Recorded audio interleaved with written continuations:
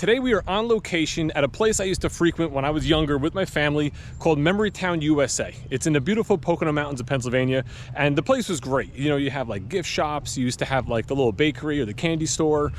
They had a bar area where they would have live music. It's right on a lake where you can rent paddle boats and things like that. Like, it was just an awesome place. Today we're not here to talk about Memory Town, but we are here to go down memory lane. Today we're going to talk about my father's 2011 Chevrolet Silverado LTZ Crew Cab. Now, my father bought this truck brand new, and since we've been talking a lot about factory orders lately, I thought about talking about this truck because my father did in fact factory order this. He built it to spec. You know, we sat down together at the dealership. You know, him and my mother picked the color and the interior, and they kind of went through the options, and we discussed the different features he wanted, and he placed the order. You know, back then, 6 to 8 weeks, your truck showed up. He picked up the truck, you know, drove it home, and he's been driving it for 10 years. It now has over 128,000 miles on it. I recently had it at the dealership on Friday for service, which was like oil change, tire rotation. I sent it to a place to get it fully detailed for him so it can get like a really nice, good detail. And I just want to talk about it. I want to show you guys the truck. I want to talk a little bit about what he ordered, a little bit about the history of it, maybe the issues he had, things like that, which was very minimal, and just kind of go down memory lane. And let's talk about a 128,000 mile Chevrolet Silverado. Prior to this truck, my father actually had a Dodge Dakota, which is like a mid-sized pickup truck. I think that one was like a 2002 maybe, or a 2000. I don't really remember, but he drove that one. Actually, he had that simultaneous to this. We were just talking at breakfast this morning, and he was saying about how when he first bought this, he didn't want to use it like a pickup truck. He didn't want to put mulch in the bed and rocks and things like that. He didn't want to use it as a pickup. It was just too nice. So he would still use the Dodge for that. Since then, now he only has this truck, so of course he uses it for that. We're going to start right there in the back, because one of the cool things about this is we got a spray-in bed liner. Back when this was brand new, I think we spent, I don't know, 250 bucks or 280 bucks to get it done. And, you know, maybe a little hard to see in video, but really, other than just, you know, a little wear and tear and fading, it held up really strong. It's definitely a great feature to get. And now you can actually build the trucks brand new with the spray and bed liner right from the factory. It's definitely a good option to have. It stands the test of time. And again, rock, dirt, wood chips, whatever, you can throw it in here, you can unload, and you know, it holds up very well. Another thing that held up really well, and I'm just going to mention this, you know, no affiliation with Backflip, but there's a website you can go on, backflip.com. They make all sorts of tonneau covers. This was put on when the truck was basically brand new. It folds 4 times. It's lockable. It's starting to show its age a little bit now. This was the one that's made out of like aluminum construction, but again, works flawlessly, keeps most of the water out. And with the locking tailgate, you know, you can't open this until you open the tailgate. So it makes things very secure. So like my parents do a lot of road trips, they can put their luggage, they can put stuff in the back. And when they go into either a restaurant or they're at a hotel parking lot or whatever, they can be pretty sure, unless somebody has some crowbars, they're not going to break into this and take their stuff. So these back flips are actually really good. General Motors also makes, with GM Accessories, they make very similar items as well that you can get right from the manufacturer. This is an LTZ model, which is the top package for 2011. It has the chrome grille, it has the chrome 20-inch wheels. We added it with the chrome side steps, and then aftermarket, my father put on the chrome bed rails there just to kind of complete the look. This color in 2011 was called Imperial Blue Metallic. It's a, you know, real dark navy blue. It's got a nice metallic flake. Now, I did just have it detailed yesterday, but it really kept its shine. It looks real good. My father took good care of it. And then on the interior, he went with the tan interior, which is a beautiful contrast to the blue on the outside.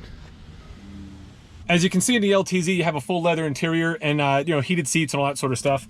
They did decorate it with some you know, some fake wood trims on the dashboard and on the center stack, which is done in a nice classy way. It's not like too much, it's just enough. And the dash being a two-tone, dark brown and tan, gives it a nice look as well. And then this is a crew cab, so you have the full back seat. These seats are generally always folded up for my parents because they'll put their luggage and stuff like that in the back. And you do have the power sliding window in an LTZ model as well back in 2011. And the control for that is up top here, along with your sunroof controls, because my father did also add a sunroof. I think the only thing this truck does not have that it could have had would be a rear DVD. They did offer it back then, which this obviously doesn't have. Other than that, I think it has pretty much everything you can order for back in 2011. Another thing it still has is an actual key from 2011. We didn't have push button start then, so you do have your regular turnkey ignition And it's funny, as I was driving over here, I actually thought I lost the key for a minute, because I'm driving and I'm getting my mind together if I'll park here and I'll make the video and let me make sure I have the key so I don't leave it in the vehicle, and I'm looking for it in my pocket while I'm driving. I can't find it and realize, oh, it's in the ignition. As we look at the center stack here, this does have, you know, it's all touchscreen. It does have navigation, which, you know, now if you compare it to today's navigations, it's pretty old school, but it still gets the job done if need be. You do have a backup camera, which was something in 2011 that not a lot of cars had. I think it was in 2015 that it was mandated that you had to have a backup camera in a vehicle. So prior to that, you would have to be like this in a top model to get that feature. You have your climate settings.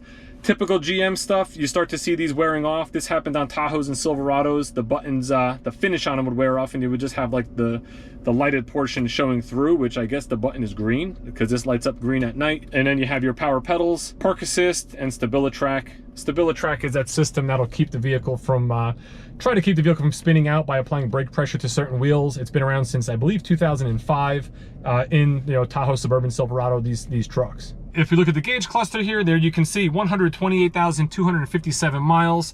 You have a driver information center, which are the buttons here. So as you press these buttons, you can see all different things like trip odometer, your fuel range, average fuel economy. So it's trucks averaging about 17 miles per gallon. I think at the time these were rated at 16 in the city, 21 on the highway. So 17 being an average for, you know, all types of driving. You have your fuel used, which you can reset when you fill the tank. This way you know how many gallons you used. And a lapse timer, trans temp. Instant economy with V8 mode. Now, this is when you're driving. You will see this cycle from V8 to V4. This truck does have active fuel management. Now, this has been in news recently because of the computer chip shortage. They've been building some Silverados without active fuel management and getting them on the road, you know, this way they can build Silverados with the chips that they have. Now, a lot of people were commenting, and I've seen it recently, that people would rather have it without active fuel management, because if active fuel management goes bad and you have to pay to get it fixed and all that sort of stuff, it's just it's a pain in the neck. Well, I can tell you, here we are, 128,000 miles, 10 years of use, never had an issue with engine, transmission, active fuel management, nothing like that. In fact, in the years my father owned this truck, he's done very little repairs to it. You know, now it's needed normal maintenance, so oil changes, tire rotations, things like that. His last visit was just for an oil change and tire rotation. That's what I had done on Friday. It did have an engine light on, and when we plugged it in, it was throwing a code for an engine oil pressure sensor. Now, I personally replaced that sensor probably about a year ago, I would say. The gauge at the time was going all wacky. It wasn't reading pressure. The truck ran great. It sounded great. There was no actual physical reason to believe there was an issue with the truck other than the gauge. So we put the new sensor in and it fixed the problem, no worries. Since then, the engine light came on one more time. That was for like plugs and wires. So we had that replaced. That was probably at like 117, 120. It wasn't that long ago. And this time it was also the sensor again. Now, we cleared the code. I don't think there's any reason to put a sensor in. I was actually talking to one of our top mechanics, and he said we should probably switch to like a high mileage oil. Maybe it's a little bit thicker and maybe you won't have that issue since you're upwards of 130,000 miles. So for the next oil change, we'll probably do that and we'll see if the light continues to come on. But the truck rides fantastic. I took it here from Jersey. I drove it to Pennsylvania last night. On the highway, I mean, the thing is smooth. It's quiet. It tracks perfectly straight. You know, you can be driving down the highway at 75, 80 miles an hour with, you know, one hand on the wheel like this, your elbow on the door sill, and just comfortably driving this vehicle. It really does handle and ride fantastic. If I had to think of any repairs that were actually done off the top of my head, because I always bring it pretty much for service, it had transmission lines that were seeping, which is pretty much, you know, normal after time. So we had, I think, a transmission line replaced. We also had an issue where there was some sort of like a link to the stabilizer bar that broke off. Here's a picture of the one that's connected, and here's a picture of the opposite side where it actually cracked off. So they replaced that. A couple sets of brakes. Tires are very impressive on this vehicle. The standard tire that comes on this vehicle are these. It's the Goodyear Eagle LS2s. They're 275/55 R20s. Now, my father had these obviously on the truck when it was brand new. He put these tires on, this current set, when the truck was somewhere between 60 and 65,000 miles. So he got just over 60,000 miles on those tires. Now we're at 128,000, which is basically another 60,000 miles. And if you look, I mean, we're not even at the wear bars yet. Like there's still good tread on these. They've been very, very long lasting, very impressive. And you know, he'll probably put a set on maybe before next winter, just because you'll have to deal with snow and stuff like that. But I tell you what, for 60,000 miles a set, you really can't go wrong. I just remembered as I'm standing here on this side of the vehicle, one thing that's currently wrong with the vehicle is this mirror does not power fold in. You have a button on the inside of the vehicle, you press it, you can bring both mirrors into the vehicle. This one is no longer working. To get it fixed, I think it's like 400 something bucks. You can still manually move it, so if you needed to close it to fit between something, whatever you can. So my father's probably not gonna get it fixed, just leave it the way it is. But that's something that's currently wrong with it. Other than that, I don't know that this truck ever needed anything else. It's just been a really reliable, these storage guards are falling off. A really reliable, well-built, well-maintained vehicle. It even has a Dave B. Sell Chevy air freshener, which when I hit 10,000 subscribers will be available for sale if you're interested. I really don't know what else to say about the truck. That kind of covers it all. You know, the truck has been, it's served my parents very, very well. They do a lot of road trips. So it's been to Florida, it's been to South Carolina, North Carolina, Michigan. It's been up north, probably as far as Maine. I don't know if they ever took this to Maine, Rhode Island, Massachusetts, like, you know, the New England states. You know, it makes countless trips back and forth from Pennsylvania to New Jersey.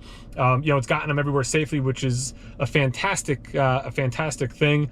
And, you know, to all those who say that Chevrolet doesn't build quality or Chevys don't last or anything like that, well, here's the proof. 10 years, 128,000 miles, very, very minimal issues.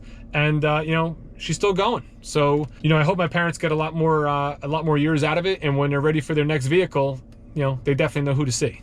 Thanks for taking this little trip down memory lane with me. And in the comments, tell me, what was your best vehicle as far as longevity of ownership and very minimal maintenance? You know, what was your best experience?